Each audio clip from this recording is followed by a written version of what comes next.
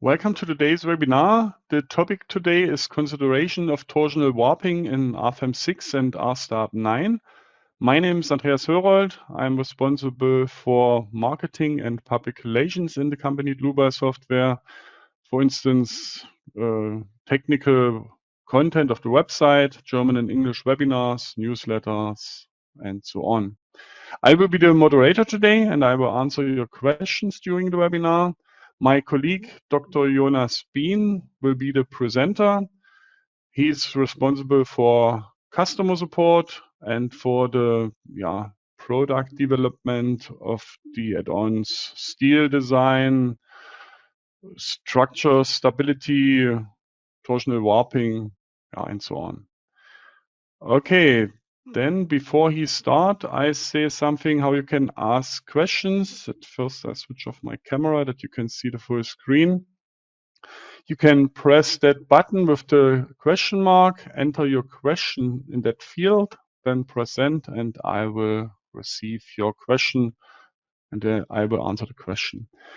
The other way is to watch the entire webinar and then email your questions to info@dlubal.com. Okay, that's for the moment all from my side. I hand over to Jonas. Jonas, it's your turn. Andreas, thanks a lot for your introduction. A warm welcome also from my side. Nice to have you here in the webinar. Today, I want to focus on torsion and warping torsion in particular. This can be considered in Rstab 9 and Rfem 6 on the global structural level by using our add-on warping torsion. I want to start with a short theory section to explain the basics of torsional warping. It's quite a complex topic, which means that, of course, we can only scratch the surface within this webinar. The aim here is to familiarize users that have not yet looked into this topic with the concept of warping torsion. I want to enable all of you to assess if warping torsion may be relevant in a specific situation or not. So that's our goal for today. Moreover, I want to explain some peculiarities that need to be considered when setting up a 7 degrees of freedom calculation in Rfem 6 or Rstab 9. Although the assumptions and required settings are very well explained in our online manual, there are some questions that come up very frequently, and I want to cover them here to clarify them once and for all. Last but not least, I want to demonstrate the influence of warping torsion on selected but very typical structures or substructures. During the preparation of this webinar, I realized that it might be a bit tiring to have 30 minutes of pure theory, so I will try to mix up all these ingredients that I mention here on the content slide, rather than going through them from top to bottom. I will focus mainly on simple and very clear examples to highlight the influence of specific parameters on the torsional load-bearing behavior that we can investigate in Rfem. For this introductory slide, I put a snapshot of a twisted eye section in the lower right corner right here. This is not by coincidence. So in fact, most steel profiles are optimized for bending rather than transferring torsional load and are particularly affected by warping torsion. So we will mainly focus today on steel profiles and on steel sections. I will maybe lose some words also on solid sections, but this will not be the focus of this webinar. Although it is good practice, of course, to avoid direct torsional loading by design for such sections, it is not always possible to do so. And hopefully, after this webinar, we are a bit less scared to deal with such cases if we encounter them. So let's start with some fundamentals. In the general case, a beam that is loaded in torsion will experience twisting, shown on the right side if we look from the front on this distorted beam, and warping. So if we look from the side, we see the warping deformation. This combined reaction to a torsional load is described as mixed torsion. In a conventional spatial beam analysis, only 6 degrees of freedom per node, so on each member end, are considered in the analysis. These 6 DOFs are made of 3 displacement degrees of freedoms and 3 rotations. Warping is usually not part of the solution, and this is not special for our usual simulation, but also is in fact the standard or convention in most software solutions. In Rfem and Rstab, we can, however, very easily activate the 7th degree of freedom by just activating the torsional warping add-on. You may now ask why warping is not considered by default when the general case for beams under torsional loading is mixed torsion, so it also needs to consider warping. In fact, there are many practical cases where we can neglect it without making a huge error, and we will talk about that today. But before we join into this, we want to discuss the main features of the two load-bearing mechanisms that are activated and shown here on the slide, so twisting and warping. So let's go to the next slide. In a simulation with 6 degrees of freedom, only the sans venant or primary torsion is considered on a beam element. The beam twists, as shown here on the upper right side, which means that the section rotation along the beam varies. So we have a rotation of the start and of the end of the beam, and they do not align with each other. This twisting goes along with the development of primary shear stresses in the section. For thin-walled open sections, shown here on the lower left corner, those shear stresses act in opposite directions on opposite faces of the section parts. I try to make this a bit clearer when drawing the shear flow here in this little section. Each section part, so the flanges and the web in this example here, take their own little portion of the torsion load. With reference to the shear center of the section, however, the stresses largely cancel each other out. For closed sections, here one example on the right side, rectangular hollow section, the shear stresses are almost constant over the thickness, which means that the shear resultant of a section part has a large lever arm on the shear center.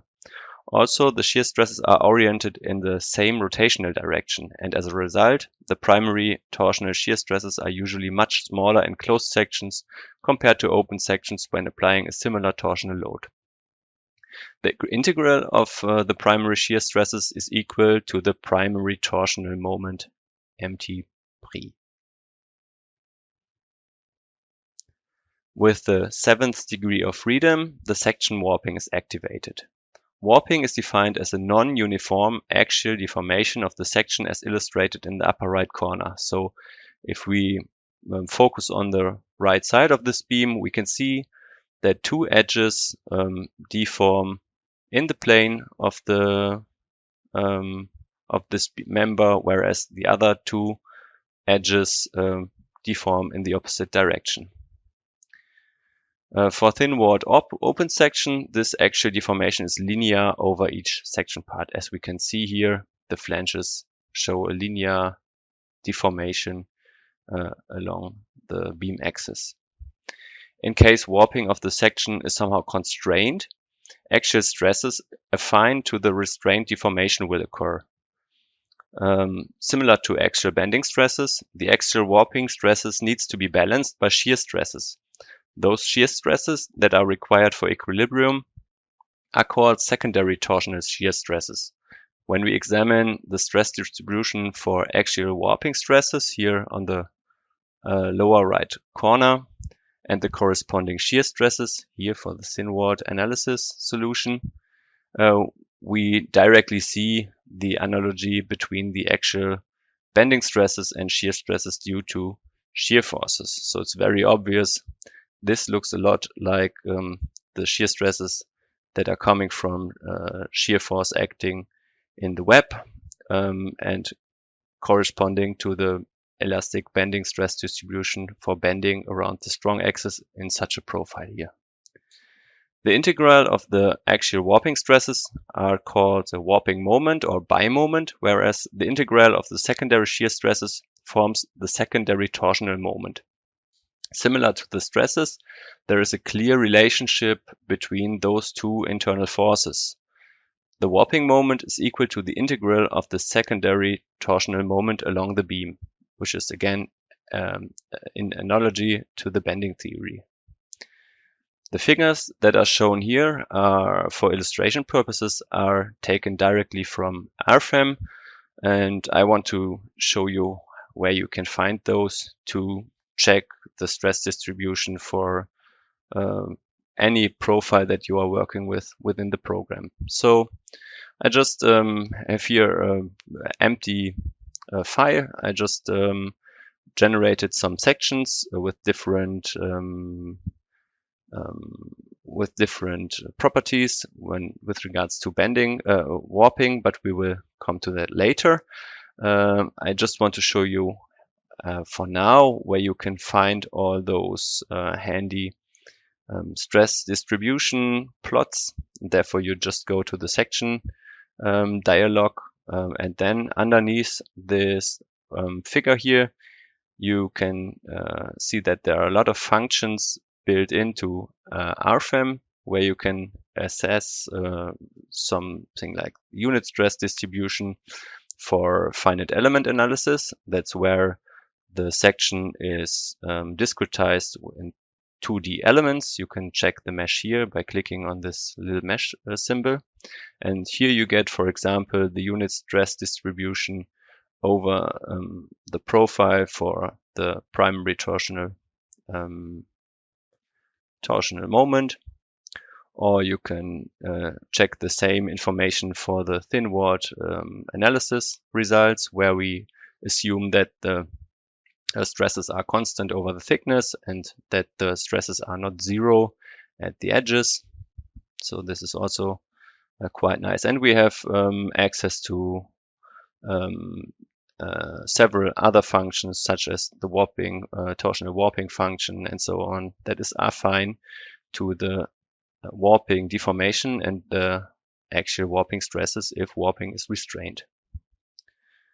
Okay, but for now, before we start anything crazy here, let's go back to the presentation, because we have to clarify one or two more things before we go to the first example. All right. So what have we here? This is basically, so we were talking about the primary torsional moment and the secondary torsional moment. And in the introduction, I said that the general case has both of those parts. So has a part that comes from primary torsion and one that comes from secondary torsion. And the overall torsional moment makes up of those two components. However, quickly the question arises how the relative magnitudes of the primary and the secondary torsion can be determined. So how are they distributed, both parts? A quick assessment of this torsional differential equation helps in this respect, because we can directly see that the primary torsional moment is related to the torsional stiffness, while the secondary torsional moment is connected with the warping stiffness here. Both parameters are constants for a given section and material, so the relative magnitudes of primary and secondary torsion should be largely dependent on the section choice. And we can also go one step further, so it's very common to simplify this torsional differential equation by dividing by the warping stiffness, and then we get this factor that stands here in the square root. And this part of the equation is then called the decay factor.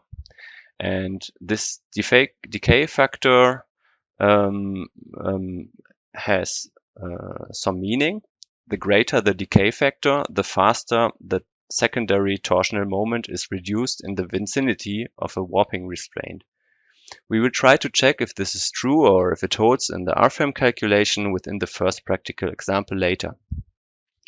The product of this decay factor here times the beam length is equal, or is called the member constant for torsion. And the smaller this value, the greater the influence of the warping torsion usually is. So that's a nice parameter that can tell us already if a section or a member with some certain section and a certain length is prone to warping torsion or not. So we clearly see that the section choice impacts whether warping torsion is relevant for our calculation or not. And for that purpose, it's common to categorize the sections that are available into 3 different categories. So that I want to just quickly show you here. Sections with a warping constant of 0 are called warping-free sections.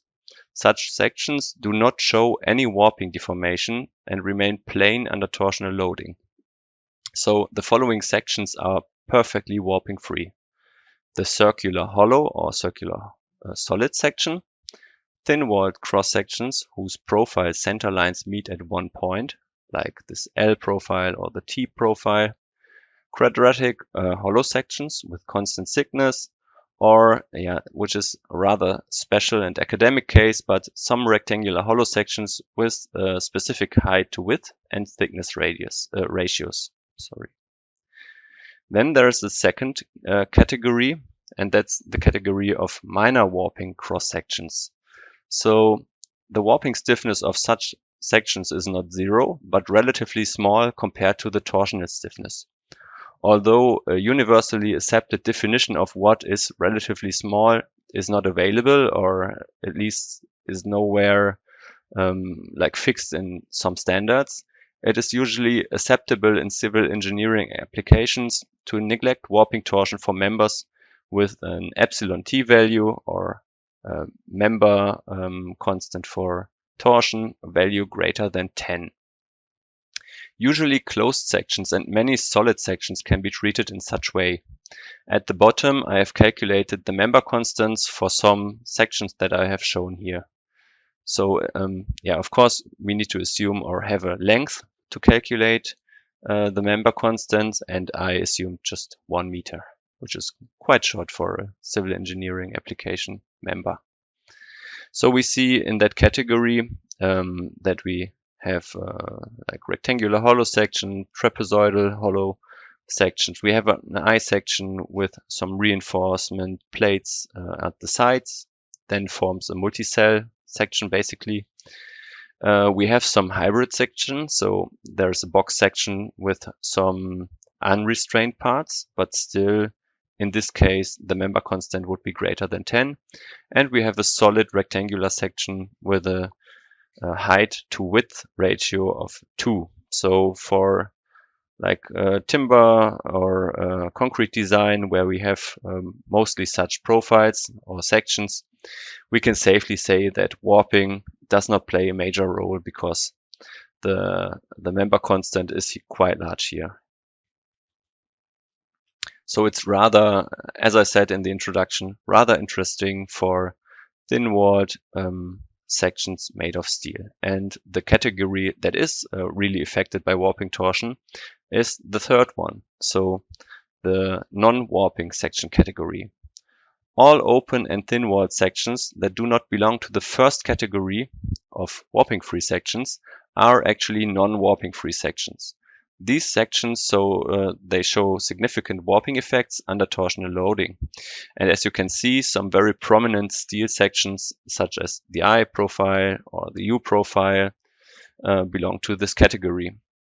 Also, cold-formed thin sections are very prone to warping, and you can see that the warping member constant, or the torsional member constant here in this case, is much lower than 1. So in some cases, it's rather recommended for such sections to neglect the primary torsion rather than the warping torsion. Yeah, but now that we have gained some theoretical background on the influence of the section shape on warping torsion, we can move over to Rfem to make our first example and see if we can back up the information that we just gained on some simple example calculations. So what have we learned until now? We have learned that we have 2 different types of bearing mechanisms for torsional loading. Some non-torsion or primary torsion and the secondary torsion, which goes along with warping torsion. And then we have an influence of the section where we have 3 different categories, and only non-warping free sections are or can be assumed to be prone to warping. And we will check that out now in Rfem. Therefore, I will now jump into the program with you. So let's just go into our model, to Rfem again. We have here an empty model, more or less. We have the sections in here, some warping free, minor warping, and non-warping free sections that we have just uncovered earlier. We have some nodal supports that I have predefined just to save some clicks.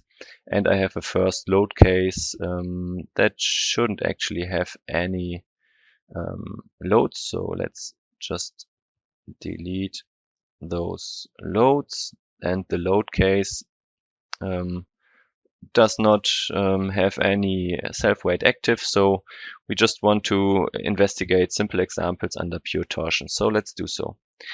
I want to start with a very simple static system, and I want to model a cantilever beam with a non-warping free section to see if we already can catch the influence of warping here in this very simple case. So I assign a fixed support to one of the nodes, and on the other end of this cantilever beam, I apply a concentrated moment of 1 kilonewton meter. All right.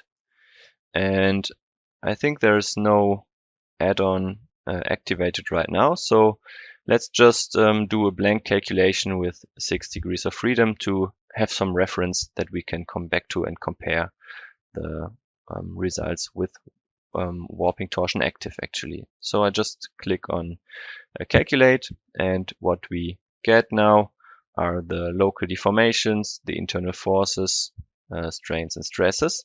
But let's keep an eye on the local deformations and forces that are actually now calculated here. We can see that we have 6 of them. So these are the 6 local deformations that are usually taken into account: 3 translational and 3 rotational local deformation.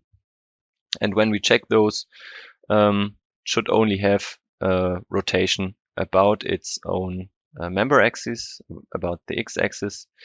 And when we look into the internal forces, we only have a torsional moment of 1 kilonewton meter, and this is constant from one member end to the other. All right, so now actually let's add the 7th degree of freedom. Therefore, we just go to the base data of the model, go to the add-ons tab and activate the torsional warping add-on and run the simulation again. And let's see if we see any difference here. We already see in the result quantities, we have now a 7th degree of freedom, the warping degree. We can actually show this warping degree of freedom and the value it has. Actually, it's not 0, so it seems that something happened. And if we look into the internal forces, we now have still our torsional moment, which is now composed of the primary and the secondary torsional moment. And if we check how this torsional moment is now distributed between primary and secondary, we see that in this case, in the very basic case that we have modeled here, all of our torsional moment belongs to primary torsional moment. And since we said that the integral of the secondary torsional moment resembles our warping moment, of course, if the secondary torsional moment is 0, then our warping torsional moment is also 0. But why is that? We just said that an I section is non-warping free and is very prone to warping deformation and warping moments. So what happens here? Maybe that gets a bit clearer if we check the deformations here. So we see that we have this twisting of the beam, but when we look from the side, and maybe let's scale this up a bit, we can now see that there's also warping in our section. And we can actually see that the member warps at both member ends freely. So we don't have any warping restraint here, and that's why basically this cantilever can freely warp at both ends. And as long as we don't have any warping restraint, then it's just deforming in this mode. But from this warping deformation, we don't get any additional forces or stresses in the beam. So we can also check stresses. We don't have any actual stresses here. So what we need to really activate warping torsion is also to add a warping restraint. So let's see how we can do that. I copy the cantilever, add a second one, and now I just want to quickly look with you into the nodal supports. But as you can see, even after turning on the 7th degree of freedom add-on, the warping torsion add-on, we still only have 6 degrees of freedom that we can constrain here in the nodal support. And that's basically because the warping degree of freedom is highly a local one, and it only affects beams and not any like surfaces or volumes that you could also support by these nodal supports. So that's why we actually put the warping constraint into the beam properties. So we attached the warping degree of freedom to the member object. So if we go to this member, I just double-clicked on it to open the Edit Member dialog, we can now set transverse stiffeners. Those are only available when we have design add-ons that use transverse stiffeners, or if we have activated our 7th degree of freedom. And under those transverse stiffeners, we can define a new type of transverse stiffeners. And of course, we find some conventional stiffeners. That's what you basically would probably expect under this title, transverse stiffeners, some flat stiffeners, or maybe some angles or channel stiffeners. But what we also find here are warping restraints actually. And we want to take this to now add a warping restraint at the fixation of this cantilever, so at the left side. So I just generate a transverse stiffener type with a warping restraint at x equal to 0, and I want to add a full analytical warping restraint. I could also insert a warping spring here and give some value here that I calculated based on maybe an end plate thickness or whatever. But in this case, we want to make it clear, and we want to have a full warping restraint. So I will just agree with that and again say OK. And now we see indicated here we have this thick orange plate at the end. And this actually is a warping restraint that we now added as surplus to the nodal support condition that we applied here. So let's do the calculation again. And now we should actually see a difference in the solution. Okay. And I have activated the axial stresses, and we now directly see by comparing those two that on the right side here, where now we restrained our warping, we have significant axial stresses that arise from that constraint. So we have compressional stresses at two edges where the member wants to elongate, and on the other two edges we have quite significant tensile stresses. We can also now check the share of the torsional moment. Of course, in both systems, the sum of the torsional moment along the beam is still 1.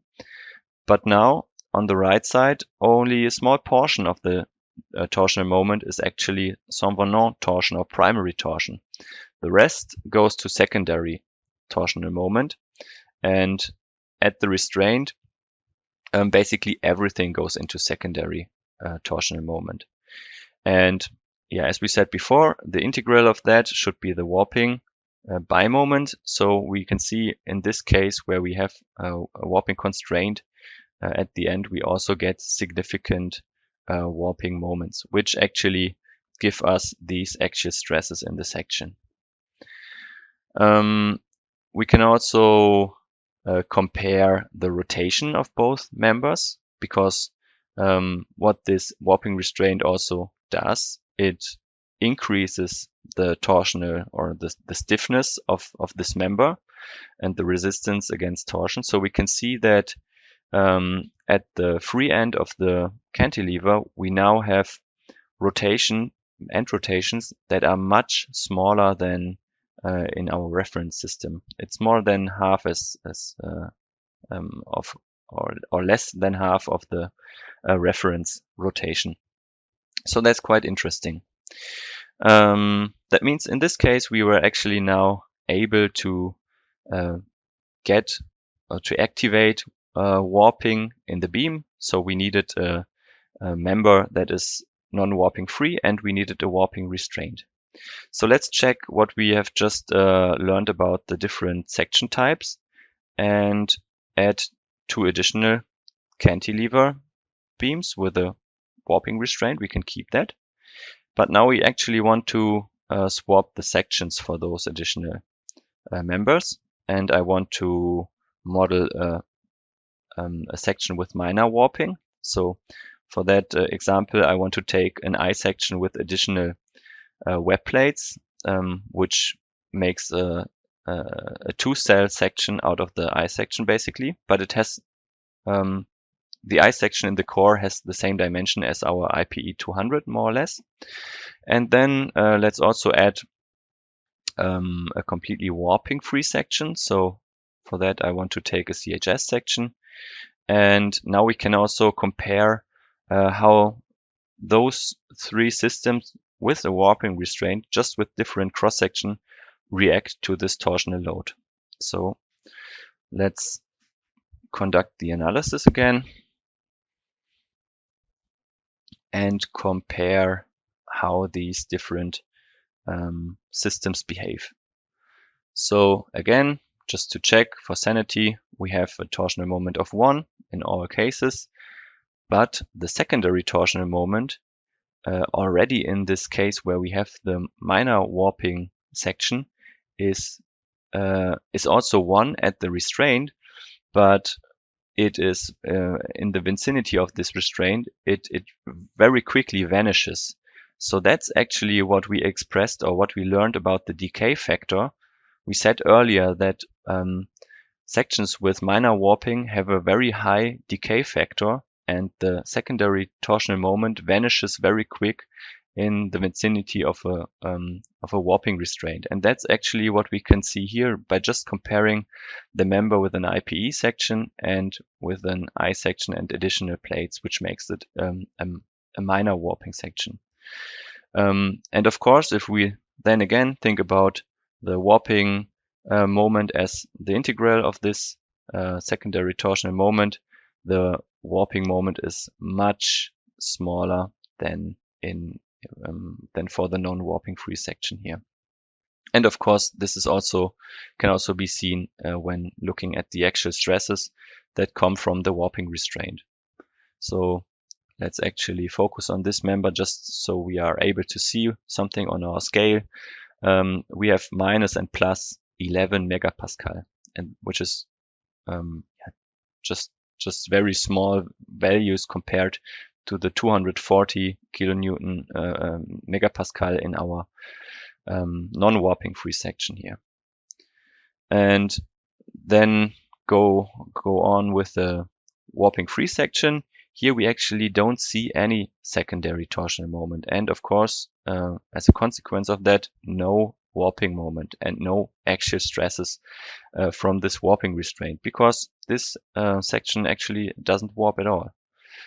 We can see that here also when we check the local deformations in the warping degree of freedom, and we can also compare the local deformations and see that our sections with minor warping or no warping, of course it's not perfectly comparable because this CHS section has a bit smaller diameter compared to the height of this section. But yeah, we can see the big differences between the rotations of this open sections, the closed sections. All right, so now we learned about not only that we have those different section categories and how they influenced the effect of warping, but we also learned about the warping restraint. So, and we have now covered in the example a warping boundary condition, so a full warping restraint at the end. However, there are additional cases or additional influences for a warping restraint. So free warping can also be hindered by changes in the torsional or warping stiffness along the member. So here are two examples for that. So for example, if we have a tapered member where the section size changes along the member, there we have a warping restraint basically. So the neighboring sections restrain each other from free warping. And the same goes, or we have also a discrete increase or change in torsional and warping stresses if we actually set or include stiffeners along the member length. So also such stiffeners can act as a warping restraint along the beam, and we will also check this in the example. But before we do so, let's check the third important type of warping restraint, and that actually comes from the loading itself. So whenever we have, so far in our examples, in the 4 examples that we have already modeled, we have just applied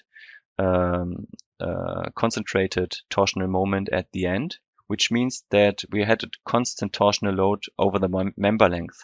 But in fact, all other loading types that result in a varying torsional moment along the member also introduce a warping restraint by themselves. So all of those 3 effects or those 3 parameters influence the reaction of a member that has a non-warping free section to our torsional load. And what they have in common is that all of them lead to a situation where we have a non-constant twist over the beam length. And let's actually check this out. Let's try out how these other 2 additional types of warping affect the results. So let's go back to the model, to Rfem, and add some additional cases. So we said that we have a warping restraint when we add transverse stiffness along the member length. So we can do that also by the option by activating transverse stiffness, and then instead of a full warping restraint, we now define, for example, flat stiffeners. Let's set the first flat stiffener at 25% of the member length, and then add 2 additional stiffeners at, again, 25% of the total length as distance between those stiffeners. Let's increase the thickness of the flat stiffeners to 8 millimeter and assign it to this new member here. We can also check the influence of the stiffener shape, because that can also be interesting. So let's add one option where we don't use flat stiffener, but channel sections or U sections as a stiffeners, because these form closed cells along the beam length. And I assume, or it's pretty safe to assume, that those stiffeners affect or have a higher restraint on the section. But we can check that out by just introducing them and comparing the results for those 2 cases. So I have already defined this additional type of transverse stiffeners. I just need to define or assign them to this member. So now we can see the difference of the stiffener shape. Then we said also another example for changing torsional and warping stiffness can be a tapered member. So let's add one example for that to take this into account. So we just add another cantilever with a linear section distribution type, and at the member start we will now increase the member size to an IPE 240, and at the member end, at the free end, we will keep the IPE 200. So we can see this beam now has like a linear cross-section distribution from a small cross-section to a larger one here. Okay, and then we said another warping restraint could be induced by the type of loading. So instead of applying a concentrated torsional moment to the tip, let's actually add one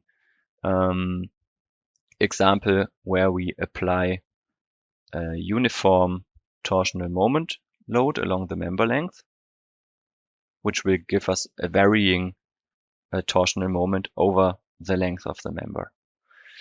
Okay, now actually let's run this calculation and again check how those measures or how these manipulations affect the behavior or the load-bearing mechanism in torsion. So again, to check, everywhere we have a maximum torsional moment of 1 kilonewton meter.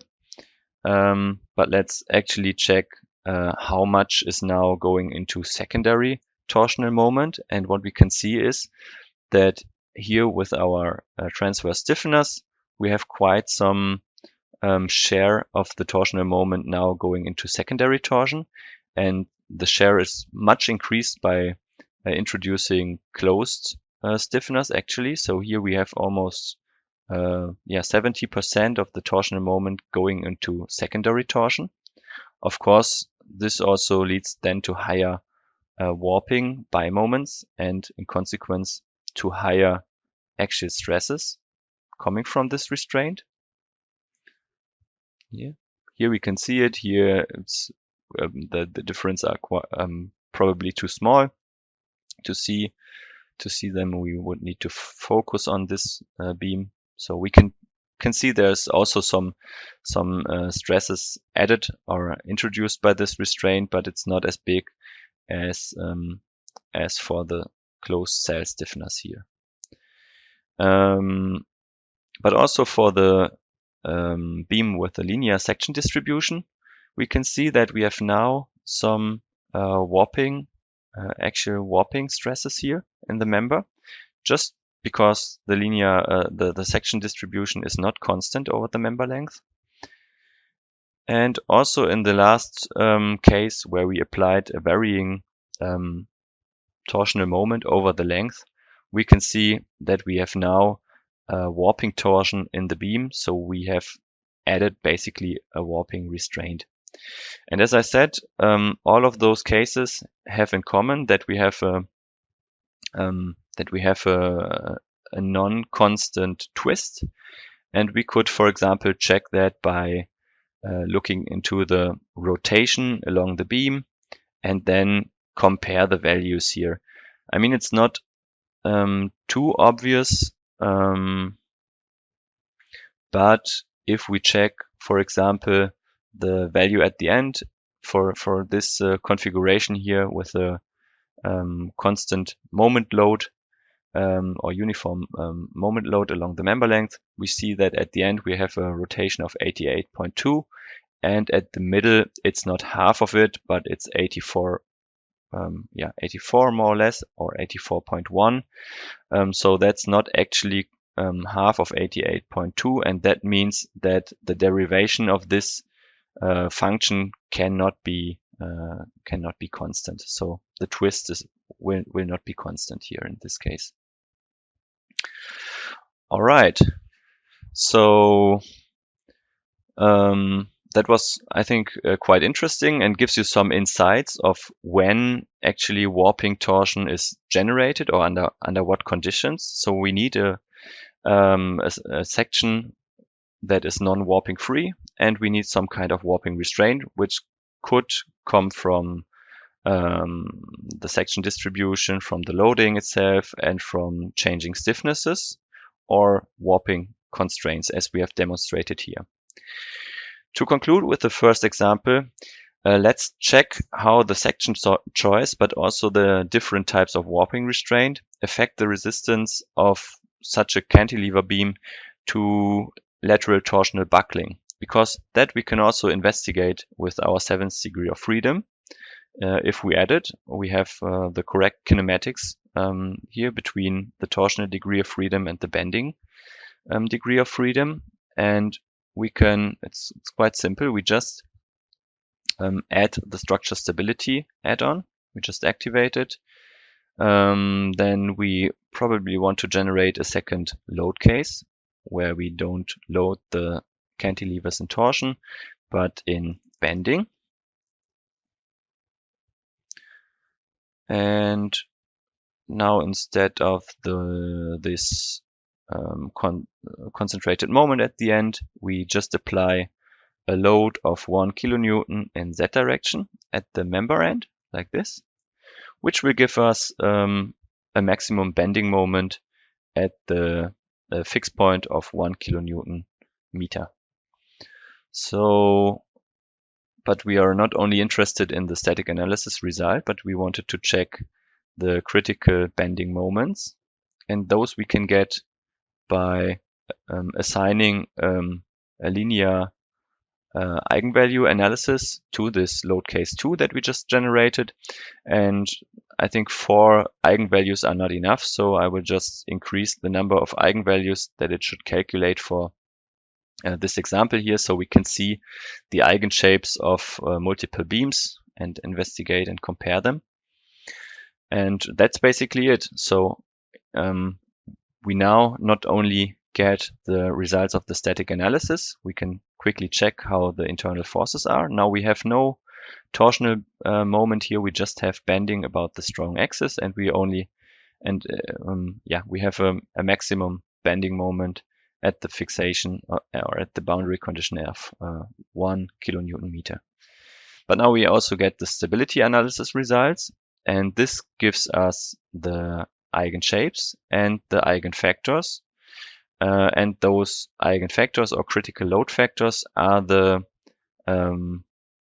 values that we can multiply the internal forces with to get our critical load. So that would mean that for this reference case, a bending moment of 208.7 kilonewton meter at the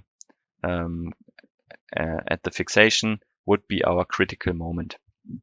So we see this is also the member with the lowest critical moment. So if we browse through the results, we see, okay, the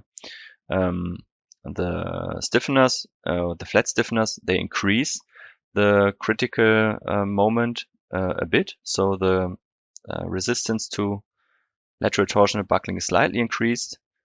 Then we have the tapered beam, which is a bit higher than the beam with our U-shaped transverse stiffeners. That makes a large difference. Also here in the investigation of lateral torsional buckling, if we compare the flat stiffeners and the U-shaped stiffeners, has a huge impact.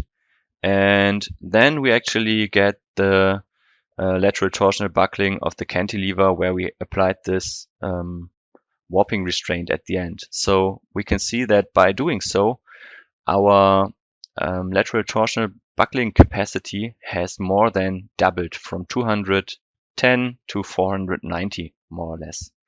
So that's quite interesting to also see the effect on lateral torsional buckling. And then we can browse through, we get some higher modes.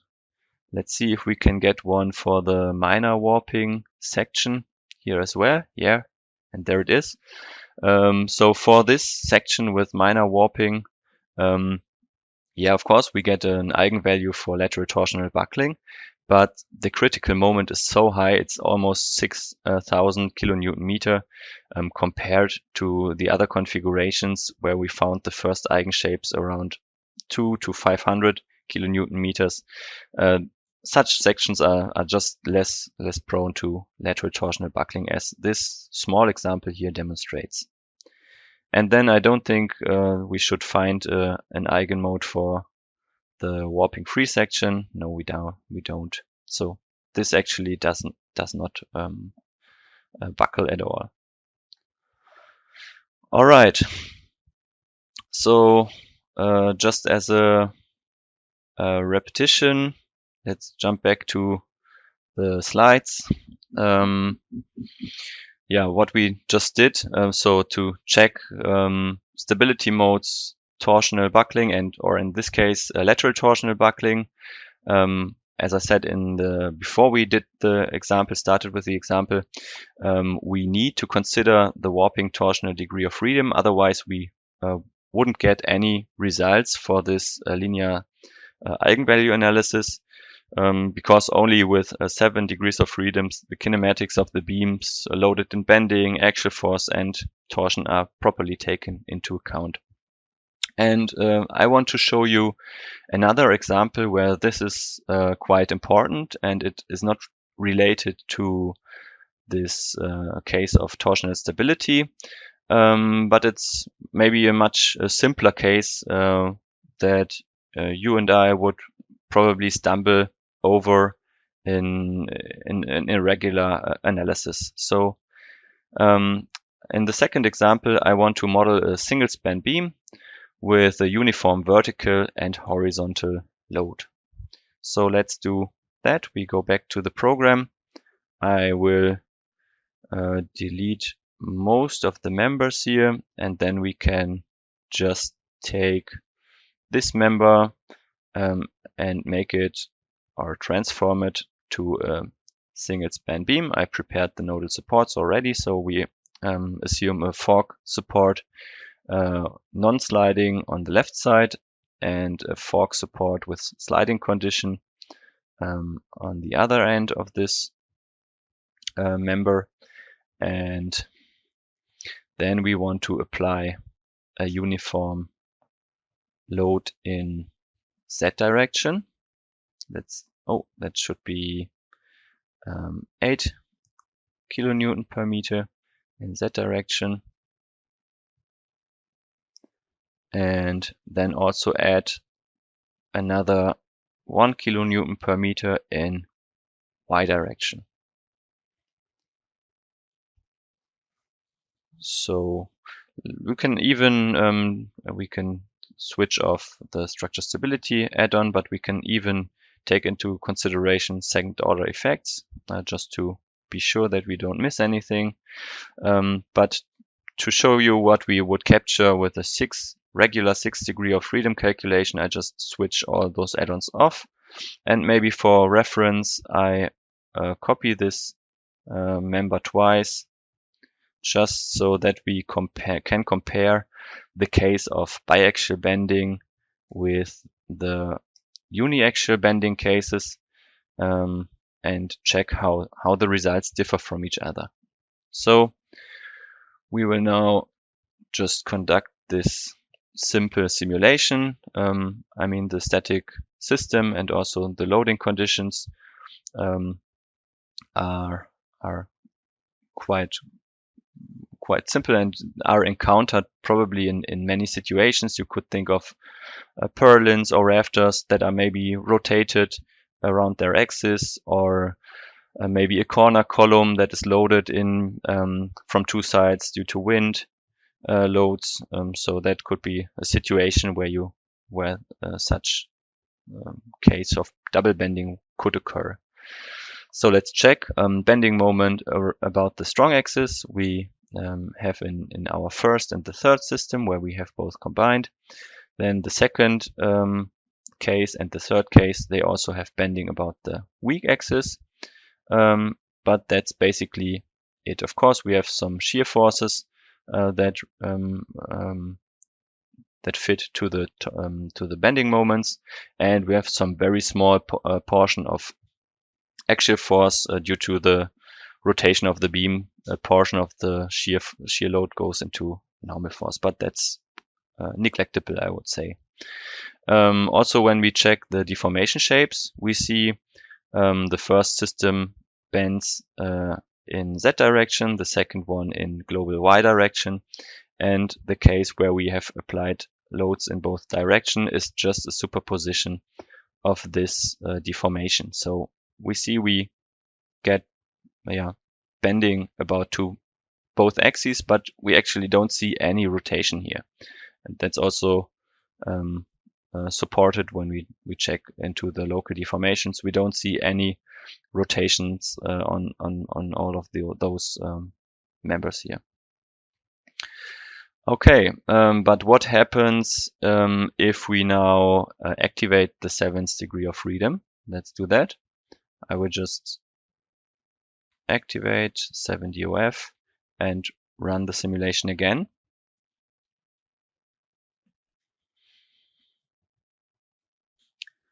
So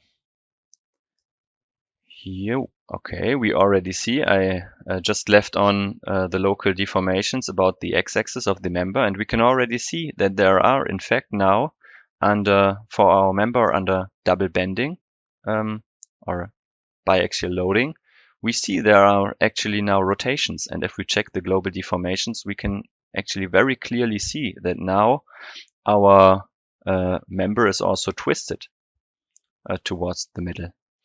And this is also obvious when looking into our section forces or internal forces.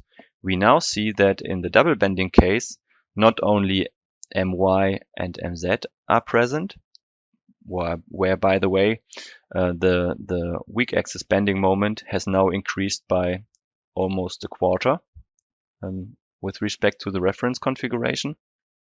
Yeah, but now we actually also have a torsional moment, and because we don't have a uniform torsional load or a constant torsional load along the beam, we should also have a share in secondary torsional moment, and this would give us also some warping by moment over the member length.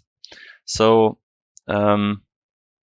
we can only capture this effect of the combination between bending and torsion, and this effect of hidden torsion that's not directly applied. So we didn't apply a direct torsional load, but due to biaxial bending we get some indirect torsion, and we can only reveal it, or we're able to reveal it, by analysis with 7 degrees of freedom. Of course, I also activated second order effects. These are required as well to capture those effects.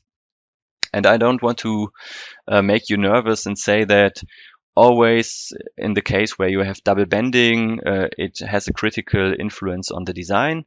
I just want to raise the awareness that if you have a double bending or biaxial bending, there's probably, at least if you are working with non-warping free sections, there is some indirect torsion that is generated by this loading condition.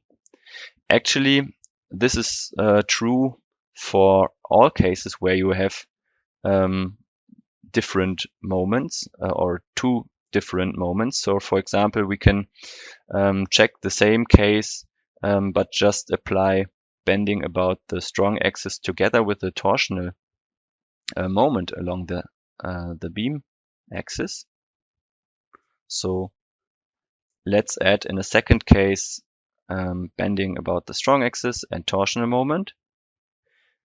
And we should see in this case, with 7 degrees of freedom and second order effects, we should get our third moment component. So we have bending about the strong axis, bending or a torsional moment here, and then in the combination of those two, we have only also a significant portion of bending about the weak axis that is now generated here.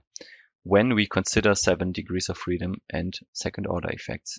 So this is good to know that, just keep in mind if you're working with non-warping free sections and you have 2 moment components, then it might be reasonable to check for the third moment component by switching on warping, torsion, degree of freedom, and second order effects, and see how large the influence is. All right, so the remainder of the time, so this leaves us with 2 examples done. The remaining time I would like to focus on some additional peculiarities that need to be considered when setting up a 7 degrees of freedom calculation in Rfem and Rstab. So along the way, or until here, we have learned how to activate the 7th degree of freedom, how to apply boundary conditions and stiffness or discrete warping restraints along a member length, and also how to assess the results for warping torsion. So far, in our examples, we have only used sections that are double symmetric, and this means that the shear center in this case aligns with the center of gravity. So if we check the properties of this I section here on the right side, we get this nice figure, and we can also activate the visibility of the shear center. Shear center and center of gravity are coinciding, and this is of course not always the case. So for example, if we have a U profile, we have quite some difference position of the shear center and the center of gravity. For this example, there are almost 40 millimeters distance between those 2 points. So let's check what happens if we are dealing with a section that has that is not double symmetric but has a different position of the shear center with reference to the center of gravity. Let's start again with the 6 degrees of freedom analysis. So I will switch off the 7th degree of freedom. We will start with a regular analysis. I will also cut out the second order effects just to make it a bit more clear what effects we are looking at, and run this simulation again. So now we have this U section here, single span beam with the load in Z direction. And if we do this analysis with 6 degrees of freedom, we only get a bending moment about the strong axis, which is maybe what you would expect, and which is, I would say, the same in other beam analysis software, that by convention for such a system we would only get bending about the strong axis. And this is because transversal loads are usually by default, maybe you have never thought of this, are applied in the shear center. So there's no eccentricity or no lever arm of the vertical load in this case to the shear center. However, if we now activate the warping torsion add-on, this default behavior changes, and with our 7 degrees of freedom simulation activated, all loads are applied to the center of gravity. And this now leaves us not only with a bending moment about the strong axis, but also generates torsion, a torsional moment now. And of course, here we don't have a constant torsional load. Also, what we get is secondary torsional moment and a warping B moment. And if we think about the last case, if we would consider a second order theory or nonlinear geometric solution or solver, then My and Mt together would also give us some component of bending about the weak axis. But since we have now neglected second order effects, we don't get that actually. But that would be the full set of results. So by just applying a vertical load with default settings, we would get all moment components basically. Of course, we can change the default behavior by applying an eccentricity. So we could say here, we want to apply this force to the shear center, and then we wouldn't have a torsional moment. And we could do it the same way in a 6D OF analysis. It's just important to keep in mind the default settings are different. And if you activate a 7 degrees of freedom simulation, you should think about these eccentricities and if they make sense or not.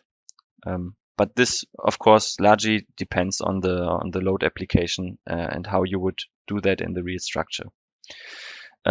Another thing is that not only the loads are applied to the center of gravity when we turn on the 7th degree of freedom, but also the boundary conditions now all act in the center of gravity. In the normal case, in the 6 degrees of freedom analysis, we actually have the support in the transversal beam direction also set into the shear center. So that's why in the case with 6 degrees of freedom, we don't get any torsional moment and we don't get any torsional reaction load here, torsional moment and at the reaction at the support. In this case, with 7 degrees of freedom, we get a torsional moment in the beam because this load has some lever arm to the shear center. So due to these eccentricities, we have actually a torsional moment in the beam, but we still don't have any reaction moment. That here in this case it would be my, so rotation about the global y-axis or torsional moment about the y-axis, because with respect to where this nodal support is sitting, it's also sitting in the center of gravity of this section. It has no lever arm. So in this case, and that can confuse people sometimes, the internal force at the member end is not equal to the reaction force, but you have to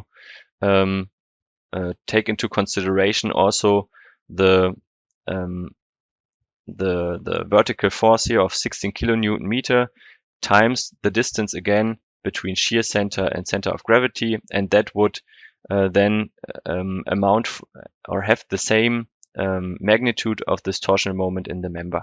So it's better to think of it to not get confused. In this simple case, we have applied the load in the center of gravity, and thus it has now no lever arm to the nodal support because it's also sitting in the center of gravity. In the case we perform a 7 degree of freedom analysis. All right, so with this being said, let's move on to the last topic, because what we have now also not considered until now is how are multiple beams or members coupled to each other. How is the warping degree of freedom transferred from one member to the other, and how can I influence the default behavior? So let's dive into this. Let's again make this an I section because we want to keep it simple and clear what we are doing here. So we again change back to our double symmetric section, and we apply a constant moment load of 1 kilonewton meter per meter. And how does it actually look when we perform this analysis? We have 7 degrees of freedom turned on, first order theory simulation, and what we get should be a torsional moment, and we should have both effects, primary and secondary torsional moment here, because we don't have a constant torsional moment. Let's disable the support reactions, not to confuse us. And of course, we should have also a warping V moment. So what happens actually if we take this member and split it, let's say,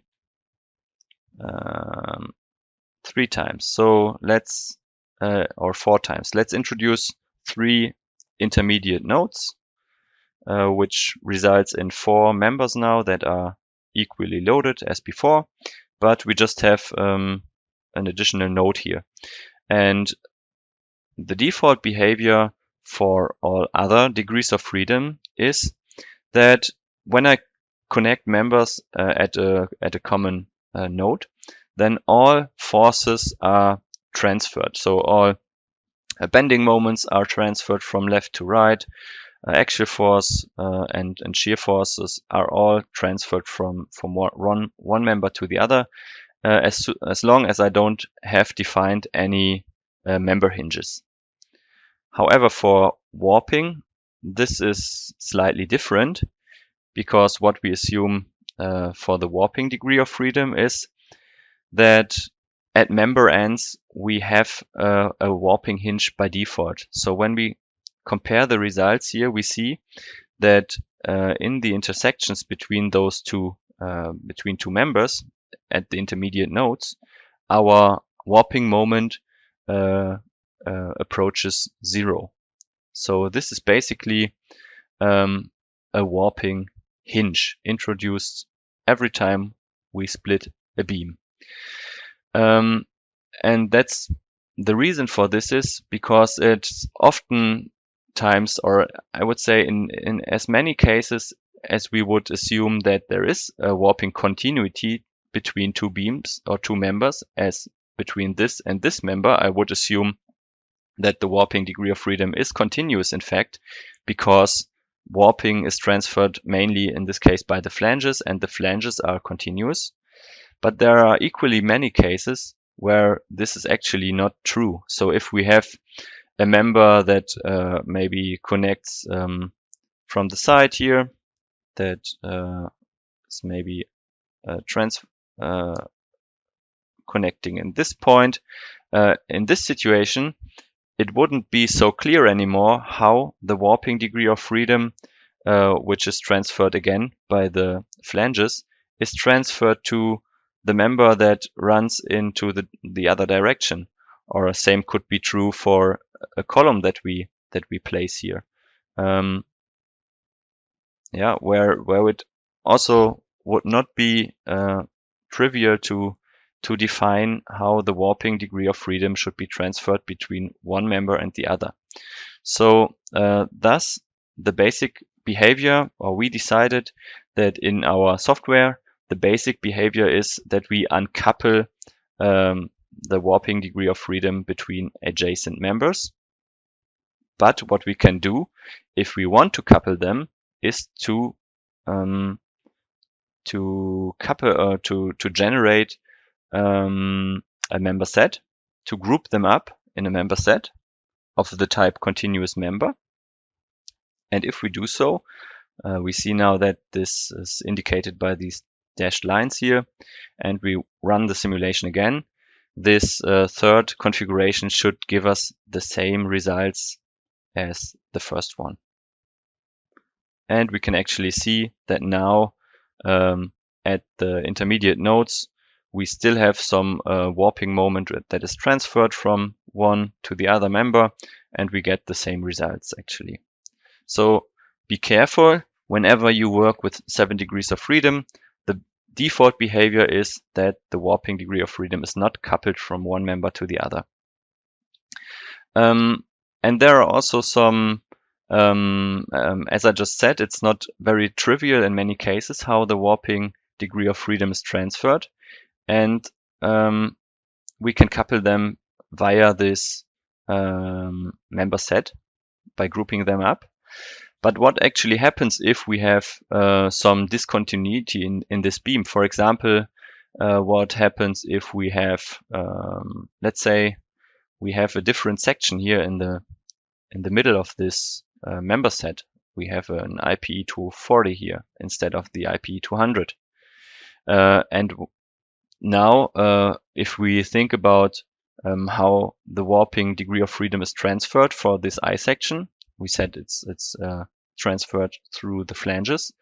Then there would be some gap here. Yeah, at least in our simplified beam model, there would be this gap, and it wouldn't be clear how should the program treat this. And in this case, even if we coupled them in a member set, it would give us a plausibility check warning saying that the topology of the member or the orientation is not compatible, and continuous warping cannot be assumed or cannot always be assumed. That's how you should read it. And I can still ignore it. So by pressing ignore, it will still assume continuous warping here. But it's just giving you a hint that there is some discontinuity and you have to look into this. But because many times the actual way the warping degree of freedom is coupled depends on constructive details. So for example, how do you how does your detail in a member to beam connection look like? This very much influences the coupling conditions for warping torsion, and we can also check this here in this example. So if we are in doubt or have no idea how the warping actually should be coupled, and we want to investigate it further, so in many times it's just engineering judgment, and probably here when you do something like this, this beam would probably also be loaded in bending, so you would definitely put an end plate here, or you would elongate the flanges of the smaller section into the larger one. But if you want to see the influence of such constructional details, what you could do in Rfem, and you could do that quite easily, would be to make a surface model of this member. This is also easily possible by just generating surfaces from these members, and then you would have a nice set of surfaces where you could start your surface analysis from. But due to the time limitations, I would now jump over to a model that I have already prepared, where I have basically done all the work already, where I have changed or applied proper boundary conditions, where I have applied a proper mesh, where I have changed the torsional load to a pair of line loads to the surface. So we can see here this would be my surface model. And now I have created two situations. One where I just left the surface model as it was when I generated it from these members here, where I basically have a gap between the flanges. As I said, nobody would build that in that way, and it doesn't make any sense because also bending continuity would be a problem here in this case. But then I have the second option here as well, where I just elongated the flanges of the smaller section into the larger one. And then as an additional step, I have defined some result beams on top of this surface model. And what this result beam does is it integrates all the stresses from the surfaces and gives us internal forces. And this also works in combination with the 7th degree of freedom. So we will also get the warping by moment when we use these result beams. And this means we can now just run the simulation. Okay, it gives us the warning because we have some configuration where we have different sections in one member set. But we now can very conveniently compare. Let's switch off the surface results and the loads maybe to have a better overview of the situation. We can now very well compare the warping moments for those configurations.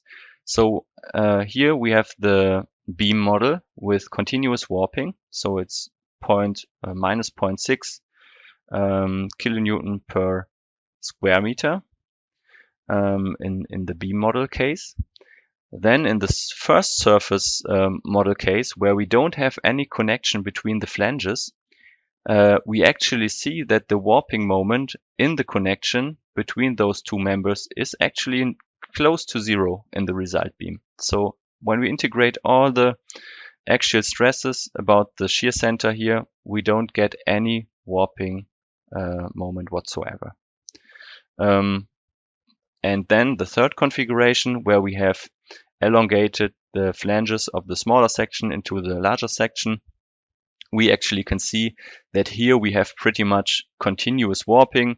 We, in this case, even have a slightly higher warping moment at the middle, because we here have a section that is has a much higher torsional stiffness that has 4 flanges. So these are taken into consideration also in this shell representation here. But yeah, that of course, as I said before, this is just a stupid idea to do this connection like we assumed it here in this shell modeling approach. But it shows that the constructional details very much influence what assumption is correct for the coupling of the warping degree of freedom. I mean, the same goes for connections between beams and bending and shear and so on. Of course, the constructional details need to fit with the modeling assumptions. But yeah, all right. So I think this was also quite interesting, and yeah, I would like to. The most important thing from this example is, if you switch on 7 degrees of freedom, make sure you have your coupling conditions between the members right. So you have to, so you have continuous warping wherever you want by applying these, or by grouping members into member sets. And I think with this being said, I would like to close this webinar, at least from my side. I think it's enough input for your convenience and to have a better overview of what we have talked about. I prepared this little summary where I basically put all the important things that you need to consider when switching from 6 degrees of freedom to 7 degrees of freedom. And you can treat it like a little cheat sheet that you can print out or open when you do such analysis, and check for the most important things that I've summarized here. All right, and then yeah, one last gift, so to say, I have for you, yeah, would be some further reading recommendations. I have assembled some media recommendations here on this slide, and yeah, the content of these sources are sorted by complexity, so from quite simple educational and very easily understandable to complex and very detailed. There's something for every one of you, I think. Yeah, and with this being said, I would like to thank you for your attention and the participation in this webinar, and hand over to Andreas again for some final and concluding words. All right, enjoy the day. Thank you, Jonas, for your nice presentation. I have gotten an additional hint. Our new online courses are on our website. Courses to Rfem 6, Eurocode 2, reinforcement, reinforced concrete design. Then the Eurocode 3 course for the steel design. For more information, you can press the buttons here for with the links.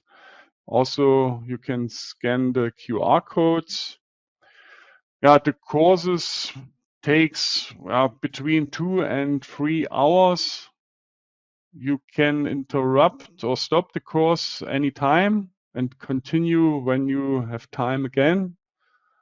The courses consists of several parts. Okay, that should be also all from my side. I thank you for your attention. Thanks to Jonas for the presentation. I wish all a nice rest of the day. Maybe we meet each other in a future webinar. Bye-bye.